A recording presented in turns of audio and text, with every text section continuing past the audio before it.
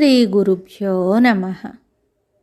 ఎవరికి ఎవరు చిన్న కథను తెలుసుకుందాం. ఎవరికెవరు ఈ లోకంలో ఎవరికి ఎరుక అన్నట్లు ఎవరికి ఎరుక లేకపోయినా ఆ దైవానికి అన్నీ ఎరుకే. కాకపోతే మనం కాస్త స్థిమితంగా ప్రశాంతంగా ఉండగలగాలి. మా ఊర్లో ఒక కుటుంబం ఉండేది. ఎంతో నిండైన కుటుంబం అది. భార్య, భర్త, పిల్లలు ఉండేవారు. వారు మధ్యతరగతి వారే, కానీ వారు ఎంతో సంతోషంగా ఏ లోటు లేకుండా హాయిగా బ్రతికేవారు.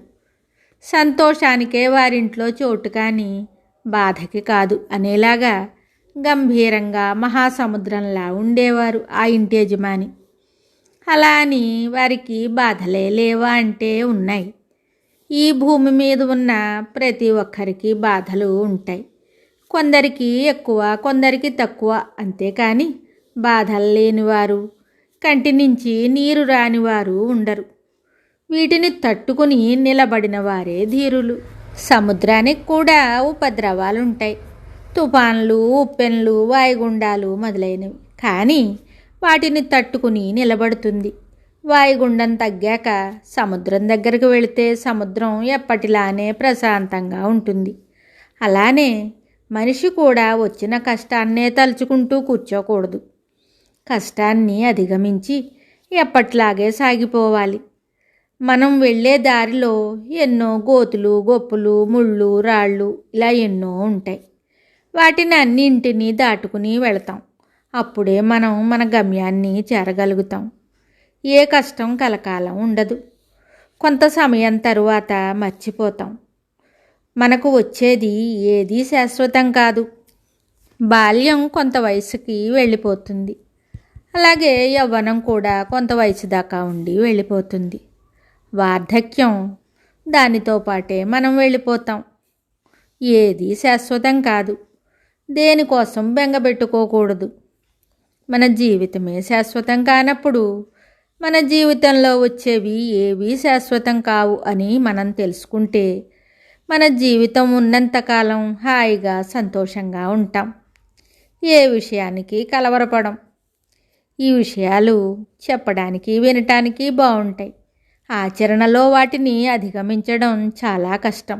కానీ భగవంతుని సహాయంతో ఎటువంటి సమస్యకైనా పరిష్కారం దొరుకుతుంది. ఆ ఓర్పు, నేర్పు మనలో ఉండాలి. ఒక్కోసారి మనలో ఎంత నేర్పు, ఓర్పు ఉన్నా మనకు వచ్చిన సమస్యలు మనల్ని ఆలోచించుకోనివ్వవు. మన కళ్ళ ముందు అంతా గజిబిజి. అటువంటి పరిస్థితులలో మనకు మంచి సలహా ఇచ్చేవారు ఉండాలి. లేదా మన గురించి మనమే ఆలోచించుకునేలాగా మనల్ని స్థిమితపడేలా చేయగలగాలి. అప్పుడు మనం సరైన ఆలోచన చేసి సరైన నిర్ణయం తీసుకుంటాం. ఇలా జరగాలంటే ఒకరికి ఒకరు మేమున్నాం అనే భరోసా ఉండాలి. కానీ నేటి పరిస్థితుల్లో ఆ భరోసా ఎంతమందికి దొరుకుతోంది? ఎవరు భరోసా ఇస్తున్నారు? ఆ కుటుంబంలోని వారే ఇవ్వటం లేదు. ఇంకా బయట వారి విషయం చెప్పేదేముంది? అందరూ ఒంటరి వారే. ఎవరికి ఎవరూ లేరు. ప్రతి ఒక్కరికి వారి జీవితం ప్రశ్నార్థకమే. ఇంటి పెద్ద ఉన్నంత వరకు ఏ సమస్య ఉండదు. కర్మవశాన ఆ యజమాని లేకపోతే వారికి ఎవరు అండగా ఉంటారు? ఎవరి బ్రతుకుదెరువు వారికి ఉంటే కొంతలో కొంత పర్వాలేదు. కానీ ఎవరి పరిస్థితులు ఎప్పుడు ఎలా మారతాయో ఎవరికీ తెలియదు. ఆ పరిస్థితులను తట్టుకుని వారు నిలబడేలా ఆ కుటుంబంలో ఉన్నవారు వారికి చేయూతనివ్వాలి. కానీ ప్రస్తుత పరిస్థితులలో ఎవరి స్వార్థం వారిది. మన కుటుంబం, మనవాళ్ళు అనేది లేదు. ప్రస్తుతం నేను, నా కుటుంబం అంతే. మన కుటుంబంలో వాళ్ళు బాధపడితే అది ఎవరికి? మన పెద్దవాళ్ళు ఉంటే మనకు ఆసరా అయ్యేవారు కదా. మనకు ఎవరున్నారు దేవుడు తప్ప అని వాళ్ళు బాధపడతారు. పోయిన వాళ్ళు వచ్చి వారిని ఆదుకోలేరు కదా. ఉన్నవాళ్లే ఆదుకోవాలి. ప్రస్తుత పరిస్థితులలో ఆ ఆదుకునేవారు ఎవరు? వారి జీవితాలు ప్రశ్నార్థకమేనా? వారిని ఆ దైవమే రక్షించాలని కోరుకోవటం తప్ప మనము ఏం చేయగలం? వారిని వారి కుటుంబమే ఆదుకోకపోతే ఇంకెవరు ఆదుకుంటారు? ఇలాంటి వారు ఎందరో ఉన్నారు. ఇలాంటి వారికి దేవుడే దిక్కు. ప్రస్తుత పరిస్థితుల్లో కూడా, అంటే ఈ కాలంలో కూడా ప్రతి వారు స్వార్థ చింతనతోనే ఉన్నా వారిలో కూడా కొంతమంది సాటి మనిషికి సహాయపడుతున్నారు. ఇటువంటి వారు చేసే సహాయం వెలకట్టలేనిది. ఎందుకంటే వారికి మనకు ఏ విధమైన రక్త సంబంధం ఉండదు, బంధుత్వం ఉండదు. వీటన్నింటికన్నా గొప్పదైన మానవత్వం, సాటి మనిషికి సహాయపడాలన్న దయార్ద్ర హృదయం వారికి ఉంటుంది.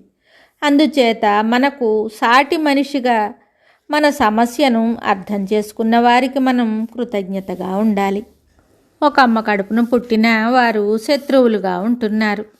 వారిలో ఏ కోశాన నా వాళ్ళు అనే భావం లేదు. పోనీ వాళ్ళ బ్రతుకు వాళ్ళు బ్రతుకుతున్నారులే అని వదిలేయరు. మనమే గొప్పగా బ్రతకాలి, తక్కిన వాళ్ళు వీధిన పడాలి. ఇది నేటి రక్త సంబంధీకుల మనస్థితి. ఇలాంటి వారితోనే లోకం నడవదు. మంచి మానవత్వం ఉన్నవారు కూడా లోకంలో అక్కడక్కడ ఉంటారు. మంచివారికి సహాయపడేలా దేవుడు వారిని పంపుతాడు. మనలో మంచి ఉండి దైవాన్ని నమ్ముకుంటే మనకు ఎవరూ లేరని బాధపడనవసరం లేదు. మనకు దైవం ఉంటాడు. దైవం మానుష రూపేణ అని ఏదో ఒక రూపంలో మనల్ని ఆదుకుంటాడు. ఇది పరమ సత్యం. కాబట్టి ఎవరూ కూడా నాకెవరూ లేరని అనుకోవద్దు. మనకు భగవంతుడు సాటి మనిషిగా ఏదో రూపంలో మనకు తోడుగా ఉంటాడు. దైవం కన్నా మంచి మిత్రుడెవరు? మనల్ని ఈ భూమి మీదకు దైవం పంపుతాడు. మనం ఇక్కడ ఉన్నంతకాలం మనతో ఉంటాడు. సమయం అయిపోయిన తరువాత తీసుకుని వెళ్ళిపోతాడు. ఇంకా మనం దేనికి భయపడాలి? నిశ్చింతగా నిర్భయంగా బ్రతకాలి. ఆ బ్రతుకులో ధర్మం, న్యాయం ఉండాలి. జీవుడికి దేవుడు తోడు. దేవుని ఆశ్రయించి జీవుడు ఉంటాడు. నరుడికి నారాయణుడు తప్ప ఇంకెవరూ లేరు. అందువల్ల ప్రతి ఒక్కరూ దైవాన్ని ఆశ్రయించి నిశ్చింతగా బ్రతకాలి. అందరికీ ఆ దైవమే తోడు. అంతకన్నా మనకు ఇంకేం కావాలి? శుభం.